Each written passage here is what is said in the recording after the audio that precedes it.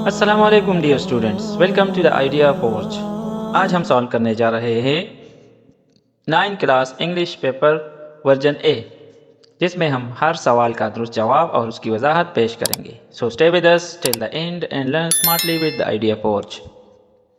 Number 1, choose the correct abstract noun from the following: A laptop, B loyalty, C flower, D boy.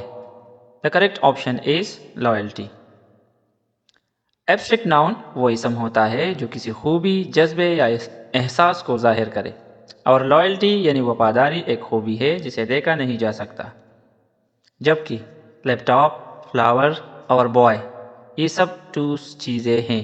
Number 2, choose the relative pronoun to complete the sentence. The book dash I borrowed was interesting. A. Who, B. Whom, C. Whose, D. Which. Correct option is D. Which. Which हमेशा चीज़ों के लिए relative pronoun के तौर पर आता है। यह बुक एक चीज़ है, इसलिए दुरुस्त जवाब which है। Number 3, the underline word is an example of although he यानी ही अंडरलाइन है, was late, Usman still finished his homework. A. Anaphoric, B. Cataphoric, C. Exophoric, D. Lexical. The correct option is B. Cataphoric. जब ज़मीर ऐसे लफ्ज़ की तरफ इशारा करे जो बाद में आए तो उसे कैटाफोरिक रेफरेंस कहते हैं। यहाँ ही बाद में आने वाले लफ्ज़ यानी उस्मान की तरफ इशारा करता है, इसलिए ये कैटाफोरिक रेफरेंस है। Number 4, in the sentence he ate an apple, the underlined word is यानी underline ate है। regular verb, irregular verb, C modal verb, D causative verb. Correct option is B irregular verb. Regular verbs के माजी में ed लगता है, जैसा कि work, worked, worked, जबकि ईट एट में बदल जाता है, ईट, एट, ईटन। यही फ़र्क इर्रेगुलर वर्ब्स को जाहिर करता है। Number 5, in the poem the old woman the line as a white candle compares the old woman to a candle. This is an example of a simile, B metaphor, C personification, D hyperbole.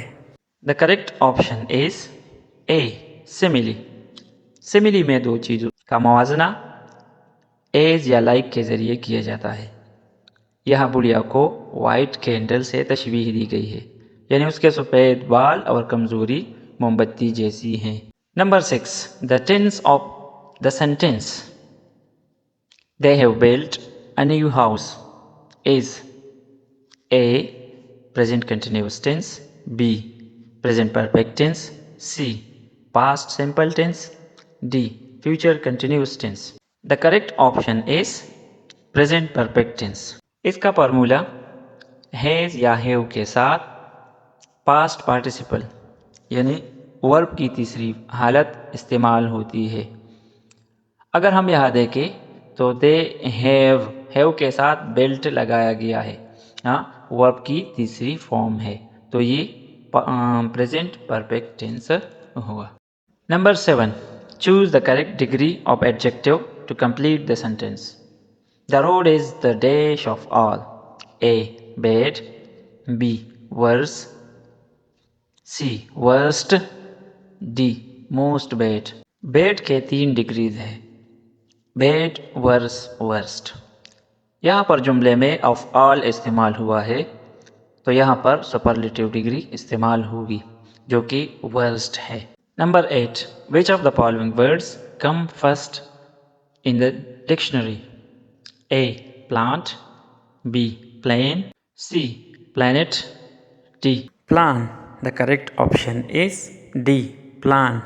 Dictionary में अल्फाज alphabetical order के लिहाज से आते हैं, यानी सबसे पहले प्लान PLAN, इसके बाद PLANE, फिर PLANET और आखिर में PLANT।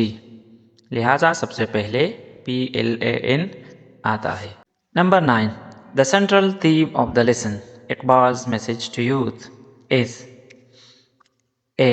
Patriotism, B. Value of wealth, C. Importance of old age, D. Role of nature. The correct option is A. Patriotism. Iqbal नौजवानों को हुब्बुल वतनी, खुदी और ईमान का पैगाम देते हैं। वो वतन से मोहब्बत और ख़ुद एतमादी पर ज़ोर देते हैं, लिहाजा दुरुस्त जवाब है patriotism. Number 10, What a beautiful garden it is A/N. Number A, declarative sentence. Number B, imperative sentence. Number C, exclamatory sentence. Number D, interrogative sentence. The correct option is C, exclamatory sentence. ये जुमला हैरत या खुशी जाहिर करता है और आखिर में साइन ऑफ एक्सक्लेमेशन लगा हुआ है, लिहाजा ये एक्सक्लेमेटरी सेंटेंस है। Number 11, choose the phrase from the following. She runs fast, B in the garden, C they are singing, D Ali is my friend. The correct option is B in the garden. Phrase वो अल्फाज होते हैं जिनमें subject या verb नहीं होता। इन the garden सिर्फ जगह बता रहा है, इसलिए ये प्रेज है। Number 12, choose the sentence with correct capitalization. Number A, we study English, सिर्फ इंग्लिश कैपिटलाइज है। बी, वी स्टडी इंग्लिश, सिर्फ वी में डब्ल्यू कैपिटलाइज है। C, we study English, we और इंग्लिश दोनों कैपिटलाइज है। Number D, we study English, study और English दोनों कैपिटलाइज है। The correct option is C, we study English. Sentence हमेशा कैपिटल लेटर से शुरू होता है और ज़ुबानों के नाम भी कैपिटल में लिखे जाते हैं, जैसा कि English, Urdu, Arabic.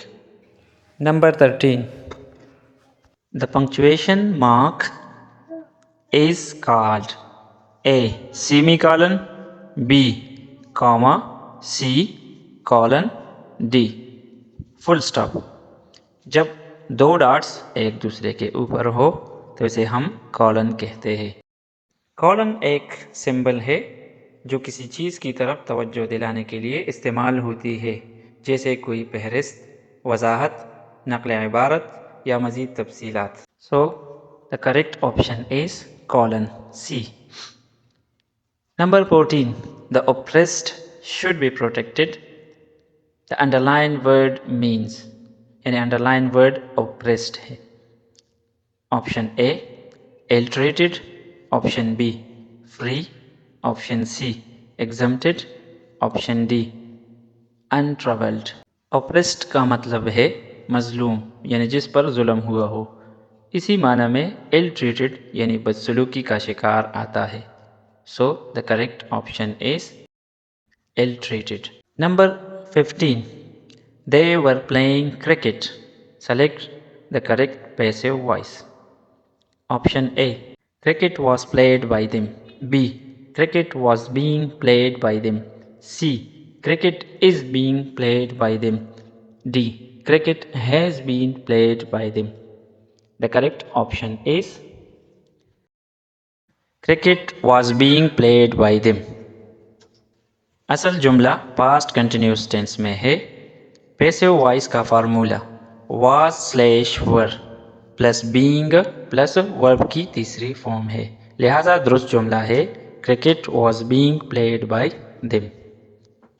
Excellent work students, आपने आज आइडिया फॉर्ज एकेडमी के साथ पूरे पेपर के तमाम MCQs के दुरुस्त जवाबात और वजाहतें सीख ली। अगर वीडियो पसंद आई तो लाइक, शेयर और सब्सक्राइब करना मत भूलिए। अल्लाह हाफिज़।